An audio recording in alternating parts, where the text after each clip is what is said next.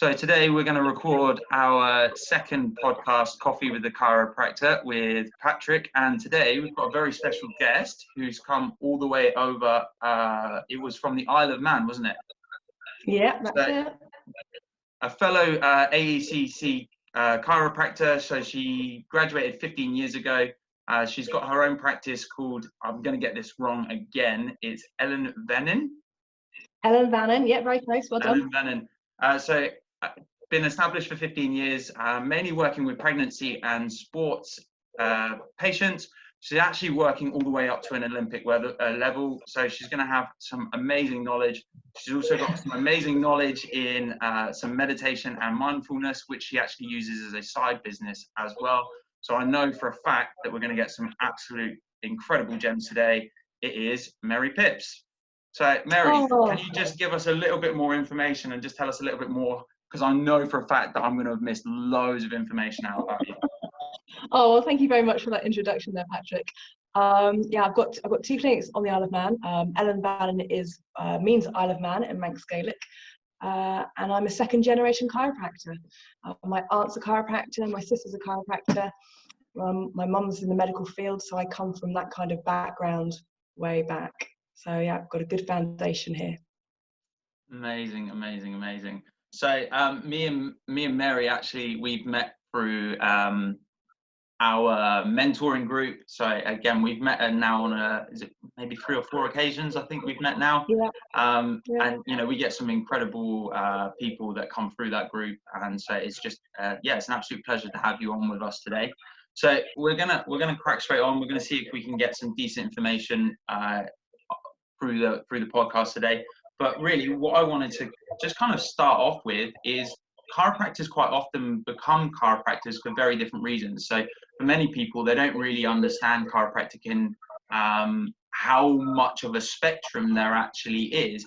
And most people have got their own story as to why they became a chiropractor. I know that mine's very different to when we spoke to Filippo the other day. My story is completely different to his. So maybe you can just elaborate on maybe why you became a chiropractor and, you know, some of the things that you've learned along the way. Oh, well, this is a great question. I always wanted to be a chiropractor since I remember, maybe I was 6 years old. My aunt was the most amazing individual. She's still a chiropractor. She's in her 60s now, and she'd go traveling to India for 3 months and bring us back presents. And she always had loads of energy. My parents were 4 children, very busy with us, and she'd just waltz in and say, "Right, come on, let's go for a walk." And she'd take us for an ice cream, and she'd take us to the health food shop, and we'd try all these foods that we wouldn't normally try with my parents. And I think I wanted to be like her because she had so much energy. And now, as I look back, the reason that she had energy, I think, is because she didn't have any children of her own.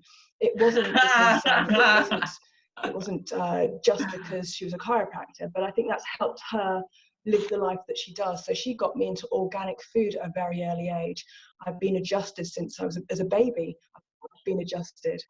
So I've had that influence for a very long time, and she's very much guided me through things. When there are times when there were rocky bits through my teenage years, she was the guiding light, the non-judgmental person.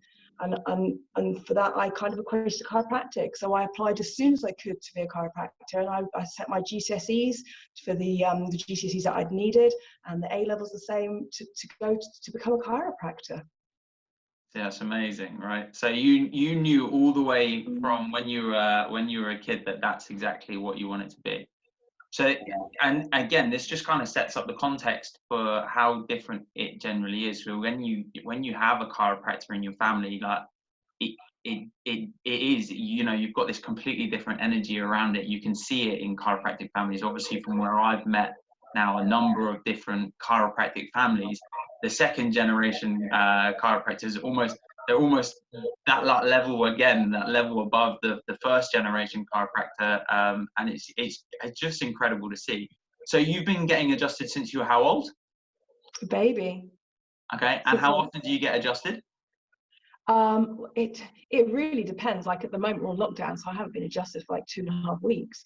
But I get checked most weeks. I don't need to be adjusted every week, but I get checked most weeks.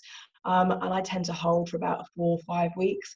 It just depends on what else is going on. It depends on what other influences are in my life. Have I, worked out too much and strained my lower back, or have I been gardening, or have I been watching Zoom calls all the time? So it really just depends on what I've been eating, what I've been thinking, and what I've been doing. Yeah.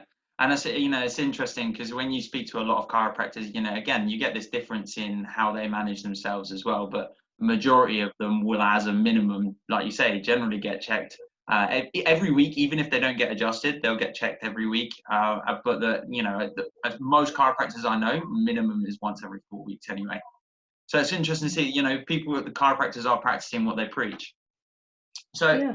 we might have a bit of a variety in our audience, and so what I basically wanted to be able to do is just to set a little bit of context, is that we wanted to be able to teach people how they can potentially live healthier lives. For chiropractors, maybe how they can see how other chiropractors are recommending how their patients can live healthier lives, or maybe even that chiropractors have, they've got something going on that maybe they're not looking after themselves. But essentially just some advice on some of the things that you generally do to keep yourself healthy and well. For me, a lot of it is about mental health, and making sure that when you look at something, you look at it in a positive way, like your mindset. So I take time to, in the morning, I wake up before my family, and I take that time to mentally plan my day, and I meditate most days as well, just trying to get myself as clear as possible for that. I'm like most chiropractors in the industry. I don't drink very much. I make sure I get exercise. I choose my food by maybe like the 80-20 rule. So 80% of the time I'm really good with my food, and then I do let myself have a treat. Hot cross buns and stuff like that. I don't eat gluten as a whole. I don't eat dairy. I don't drink caffeine.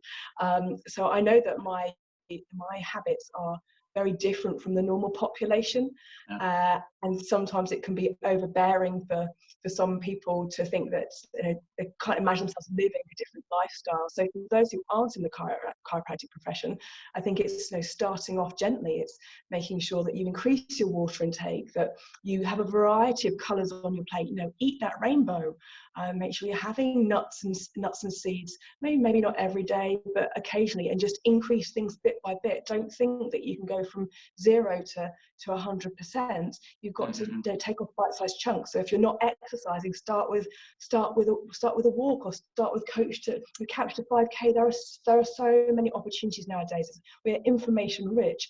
So just playing to your strengths as well.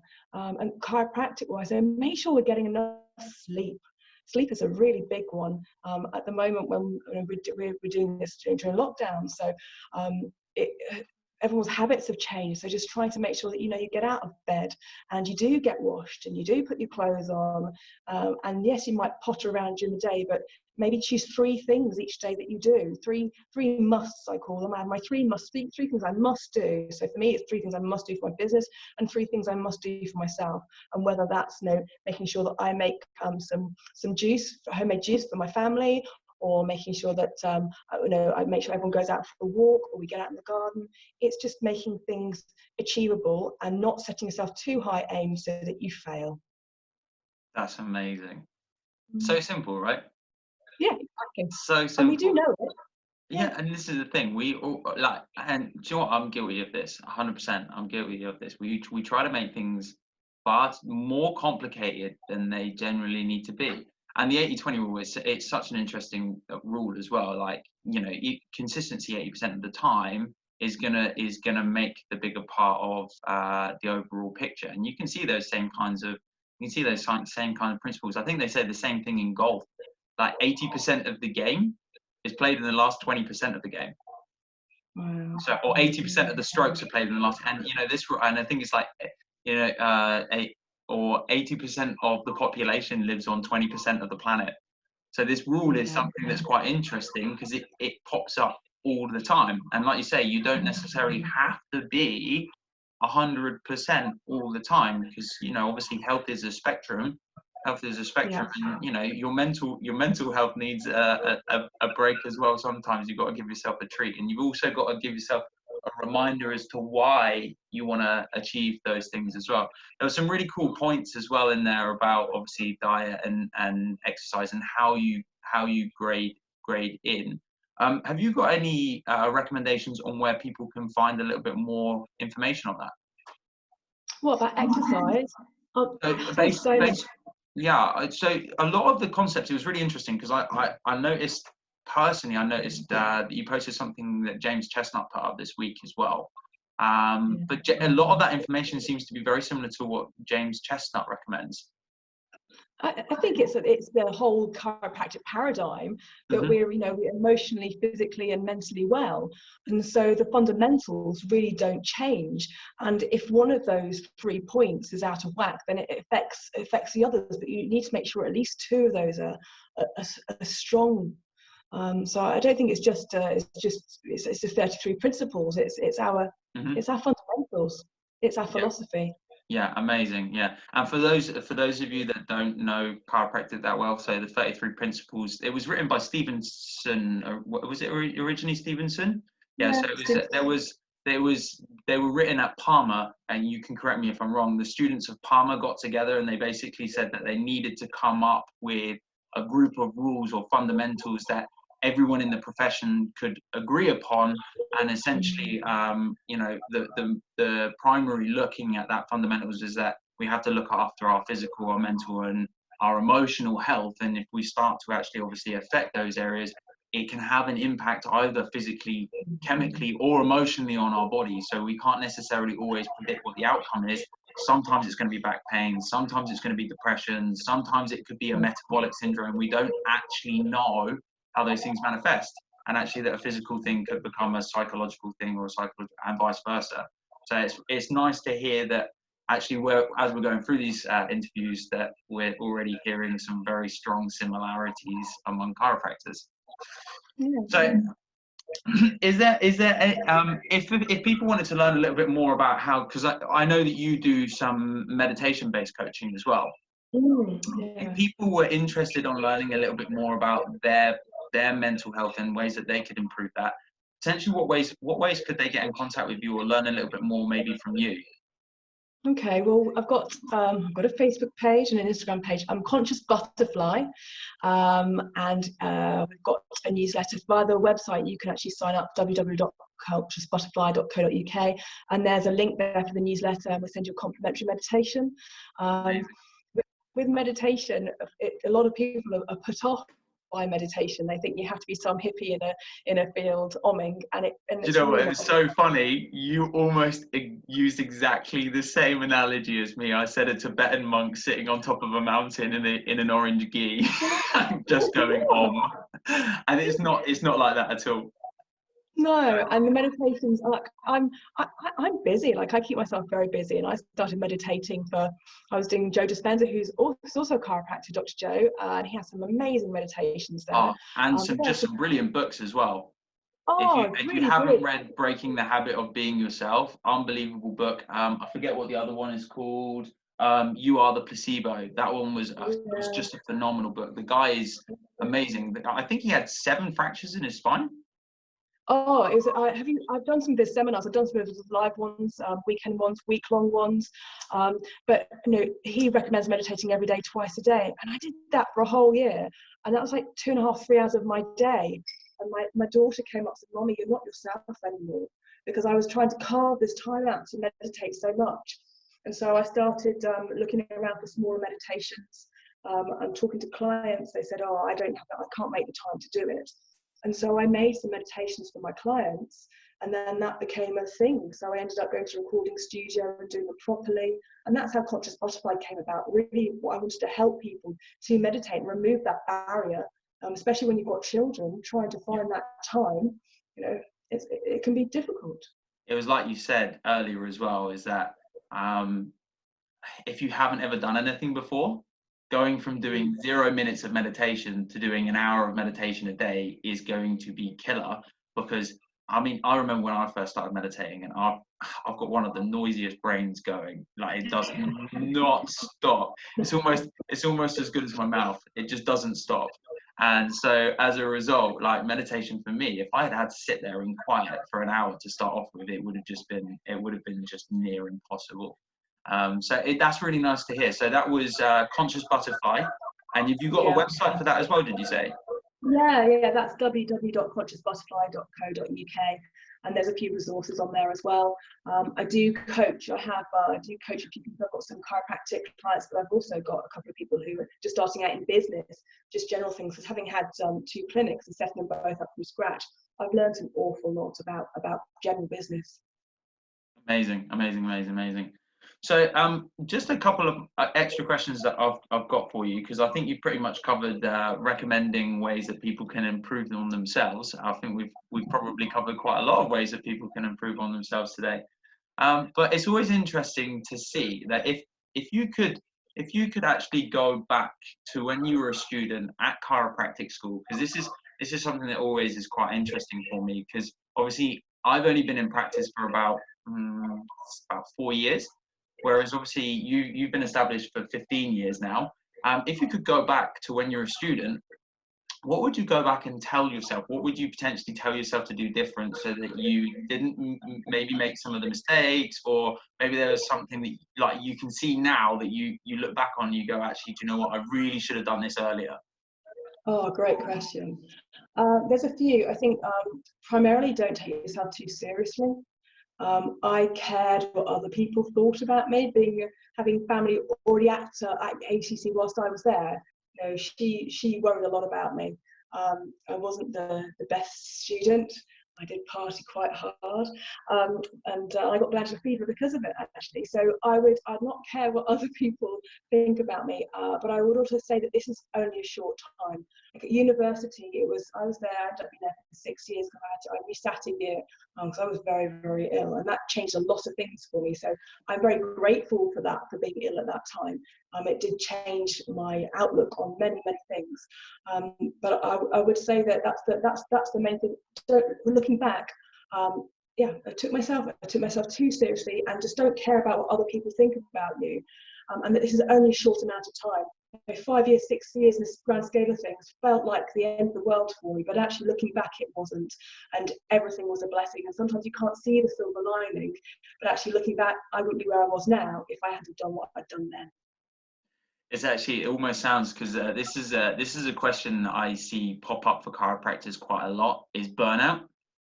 Yeah. Obviously, chiropractors being self-employed, quite often they're not very good at taking breaks. They're not very good at taking holidays, and it actually almost sounds like you burnt out before you got into practice, which actually sounds like the best time to burn out, because you learned your lesson early, and you could act upon that, so that when you're actually out in practice, you were already looking after yourself. So a lot of chiropractors are generally going to burn out when they're in practice. So it sounds like you did it in the right order.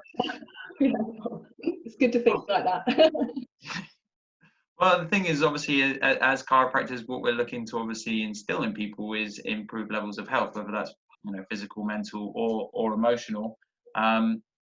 So it's good that you were doing that from when you finished school.